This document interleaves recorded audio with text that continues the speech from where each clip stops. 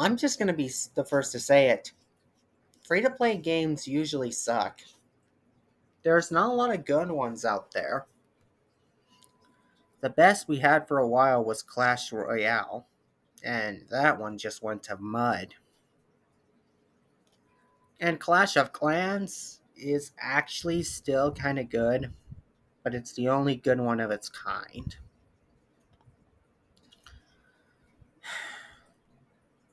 But there is one free to play game that is different from all the rest. Mainly because it doesn't feel like a free to play game. It's so good that you may even forget that you didn't spend a single dime on it. Warframe. This is a true, I don't know if I should say masterpiece as much as I want to, because there is no such thing as perfection in my eyes. But I think if free to play games were to get close to perfection, this would be it. Looking at this in game, looking at this trailer here, you may think you're not able to glean much information from it. But believe it or not, that is how the game actually plays, despite it being a cinematic. Yeah, let me say that again. This is how the game actually plays. I should know. I played it. This game is really fun. It has an in depth story, rich background, and so many playable characters. I could go on and on about everything this game does right and everything it does wrong. But that would take way too long and is honestly a completely different video. Maybe I will do a full on Warframe review one day. But until then, I'm instead just going to be ranking the best characters in this game. Now,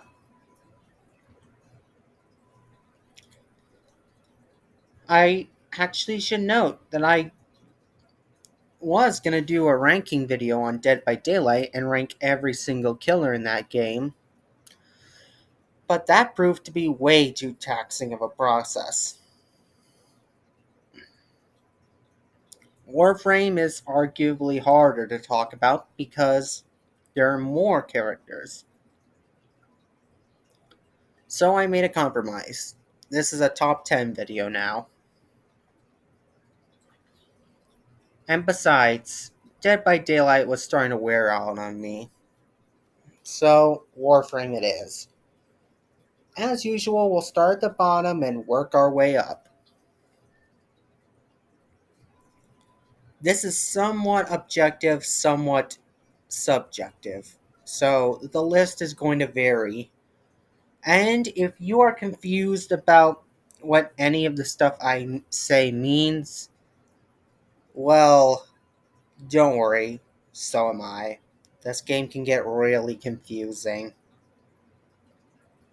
Number 10, Dante. Dante is one of the newest Warframes on this list, possibly even the newest.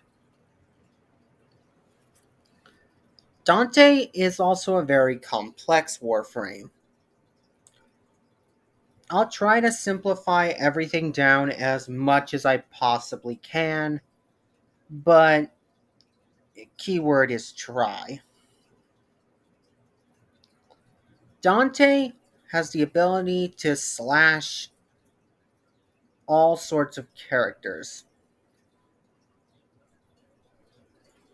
Slash being a prop, being a status effect that does damage over time. Now, that's pretty good, but he has other moves. One of which being his tome, where if you do certain moves in a certain sequence, it can do different things. I won't go into too much detail here because honestly that sounds painful, but I'll just say this: Dante is super versatile. But what gets him this high is not only the fact that he can easily one shot almost every enemy in the game, but also the fact that he's one of the few Warframes who has Overguard. If anybody doesn't know what Overguard is, it's like a third health bar. Imagine this. So, basically in Warframe, you have two main health bars: your health, self explanatory, and your shield, which is also pretty self explanatory. The shields will always be the first to take damage, and there's not much to say on that. Well, Dante is one of the few characters in the game who can summon a third health bar called Overguard. He can also summon a tome, which is a book that just wrecks people. Dante is a support Warframe who can also do well on his own. That's why he's so high up. But he's at number 10 for one simple reason. He's fairly new and, well, he might get nerfed. Plus, I haven't played as him. Actually, spoiler alert, I only played one of the Warframes on this list. Look, unlocking Warframes here is hard, okay? Don't judge me. Next up, we have Daggett. Daggett is another very recent Warframe. Daggett's abilities are not that amazing on paper.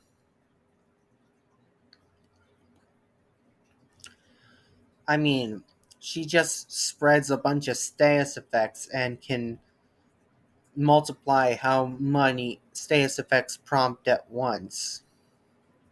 Yippee. It's the status effect that she inflicts that is really powerful. Viral. I will save you a whole lot of trouble here when I tell you there are tons of elements in this game. Tons. And they all do different things. Heat deals damage over time, electricity stuns opponents for a short amount of time, cold slows them down. Very simple stuff. It's the combined elements that get a little funky. Viral just so happens to be one of them. And what's so special about Viral? Any damage that is inflicted upon an enemy infected with Viral will take 2 times the amount of damage. Yes, you double your damage with Viral. And need I remind you, almost all of Daggett's abilities summon Viral. Almost all of them. You normally need some sort of special build in order to do that. Meanwhile, Daggett has a built-in base kit. And when I say all, I mean all of her moves. Even the super strong horse one. Yeah, basically, this girl does a whole lot of damage. Do I need to say anything more? I probably do, but I'm gonna save that for a Warframe review.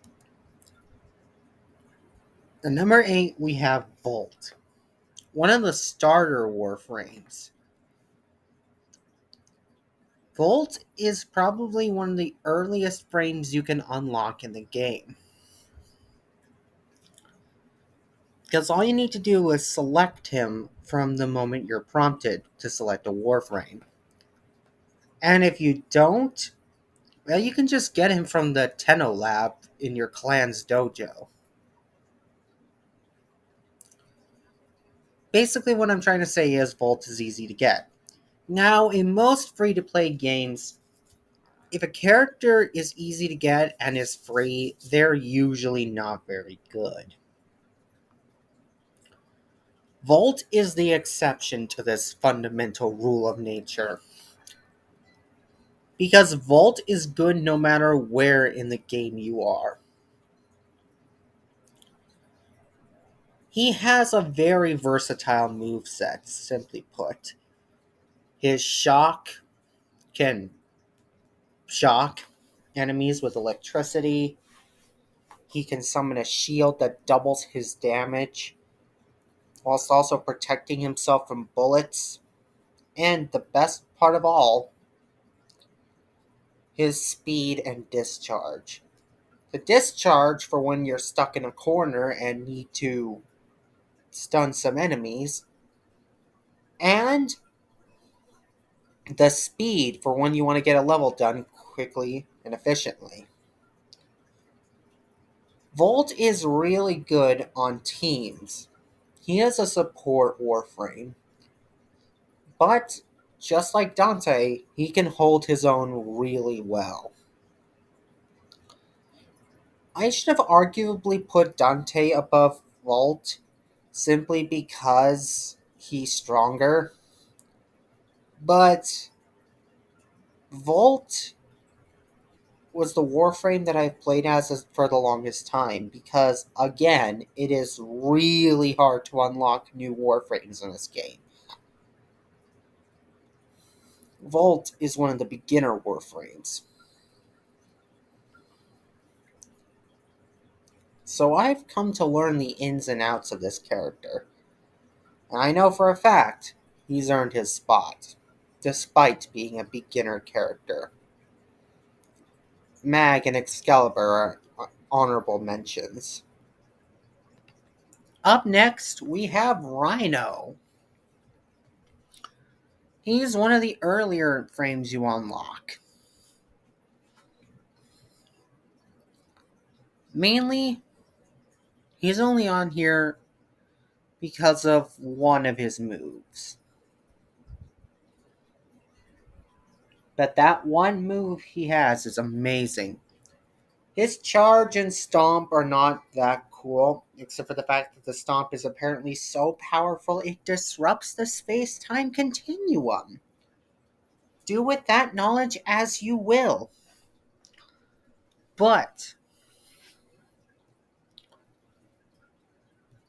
his other two moves are great. His roar just makes you deal more damage. Simple as that. That's all it needs. And then there's the reason why he's this high up. Iron Skin. Iron Skin is, frankly, a little too powerful. When you activate Iron Skin, you're given Overguard. Simple as that. Yeah, this was another Warframe that uses Overguard. There are very few Warframes, and while Dante is probably better at combat and support, Rhino is good for one thing: survival. If you have trouble surviving in this game, just use Iron Skin and you use it properly. If you do that, you literally cannot die. It is just that simple. You cannot die. Rhino did not have permission to die. As you can see here from this footage by MB Blackie, Rhino can just ignore everything and even get his iron skin into the millions if you build him correctly. But the main reason why iron skin is so good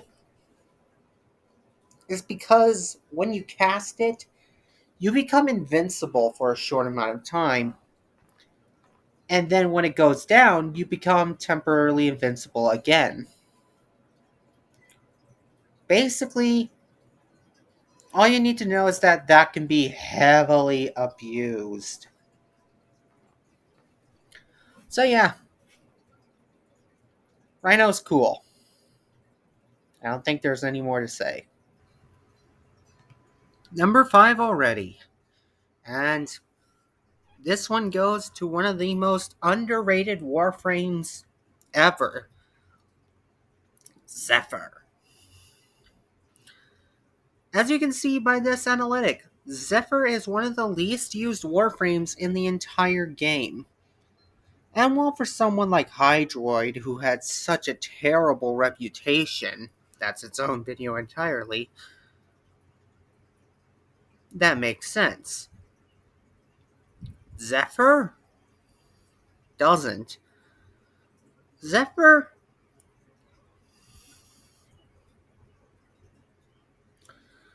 Zephyr can fly, essentially. Well, it's more of a glide, but she also has amazing area control.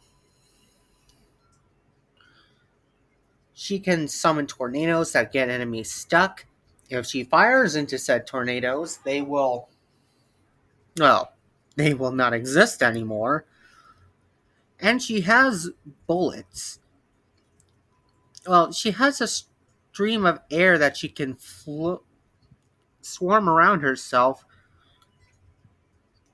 to make her immune to projectiles. Zephyr is a really hard Warframe to kill and really easy to deal damage with. But not a lot of people play as her, and that is a bit of a shame. If you want to play as her, you get her the exact same way you get Volt. Literally the exact same way. She's not a beginner Warframe, but she is in the dojo. So, just doing that will be good. Also, it's really funny to watch people flow around like this. Sorry, this footage is just funny.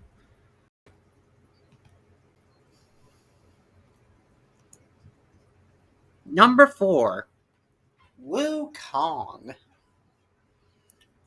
Wukong has an interesting backstory that this video right here that I'm taking footage of goes into more detail with. Go watch Nova Umbrella's video on this. But long story short, Wukong was a Chinese exclusive Warframe at one point before being brought over to the Western version of the game. And as you can see here by these statistics, Wukong is the exact opposite of Zephyr, being one of the most played Warframes in existence. And I kind of get it, but at the same time I don't get it. Because I don't get it because they're gotten the exact same way. You get them from the dojo. But at the same time, I get it. Because Wukong is busted. Wukong is just... all of his moves are amazing. He can summon a Wu clone. Yes, I'm not joking, that's what it's called. Which is basically just another you. He can also summon. He can also turn himself into a cloud of mist. Really good missions where you need to avoid detection, so he's also a stealth warframe. Wukong is also able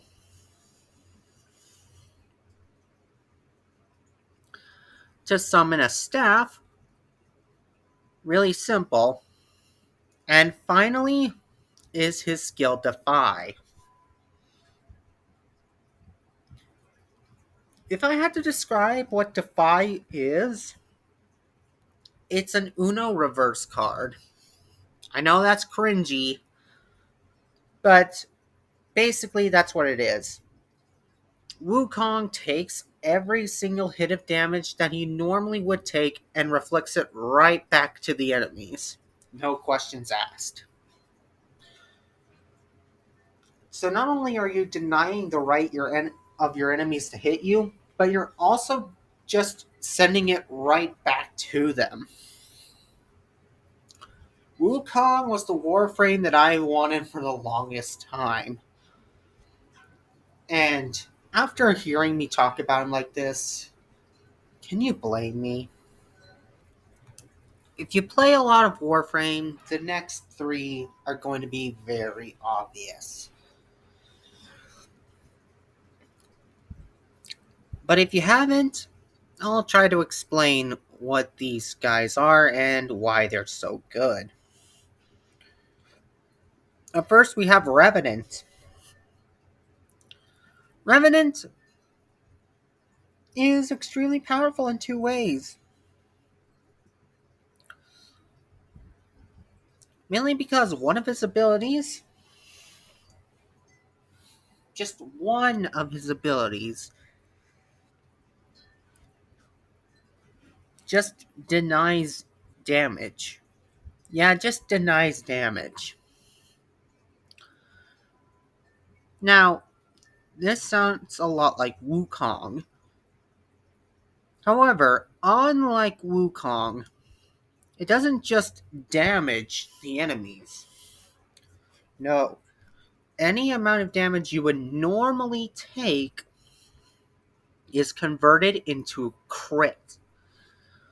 So basically, think of if I had to compare it to something, I would say it's very close to the Diamondback from Team Fortress 2. Where if you're basically doing your job, you're rewarded with a crit. Except, this guy has a lot more crits. Because you're gonna get hit a lot.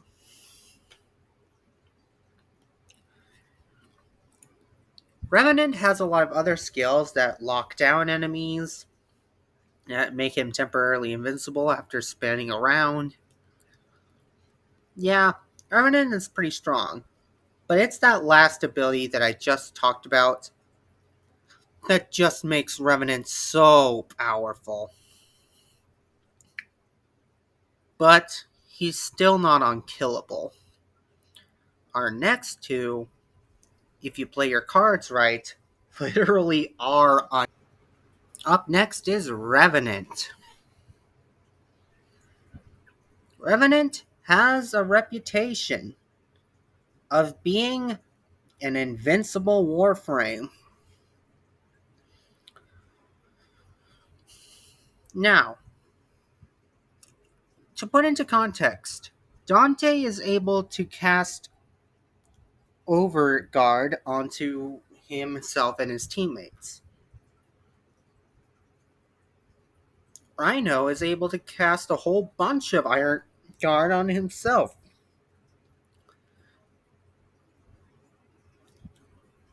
And the Warframe we just talked about is able to turn hits into crits. So what makes Revenant so special? Well, to put it simply, Revenant can just ignore hits entirely. He becomes literally invincible. Mesmer Skin is what I'm talking about. It works on several tokens. every time you get hit, you lose a token. Whenever a token is consumed, the hit will not count. Yeah, that's right.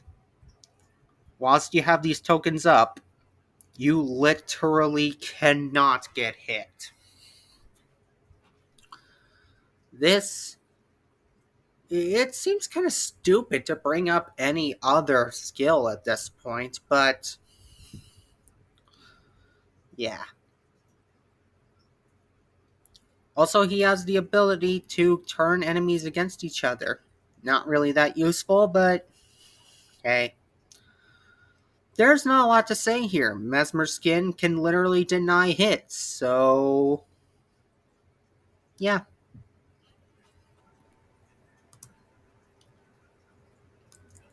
Our final Warframe today is a special little girl named Octavia. Look, every Warframe I just mentioned is super powerful. But how about a Warframe who is not invincible, but cannot even be hit in the first place?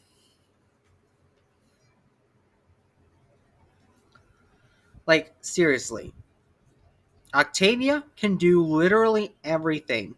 She has an ability where she goes invisible. She has an ability where she can send sonic booms to damage enemies if she teabags. I'm being serious. She has a metronome ability, which can summon a little ball that distracts enemies and damages them. And all Octavia needs to do is just stand in one spot and teabag after casting her abilities. That is all you need to do. Once you unlock Octavia, you have won. And it's not even close. Look, for most people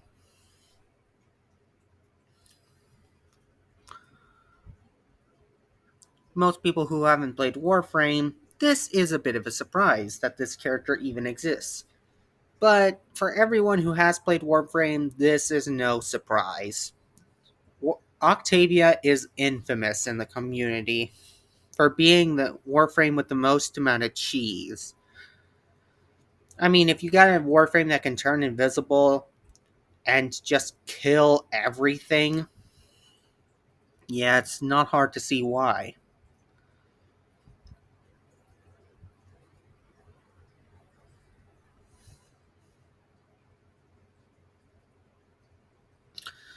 Basically, Octavia earned her spot because she can do literally everything that every character can that we just mentioned can do, but much better. Octavia is the Warframe. So, that was my list. Tell me, who is the best Warframe, and why is it Octavia? Let me know in the comments below. As always, I've been the Gamer Nerd, and, well, nerf Octavia. That's all I need to say.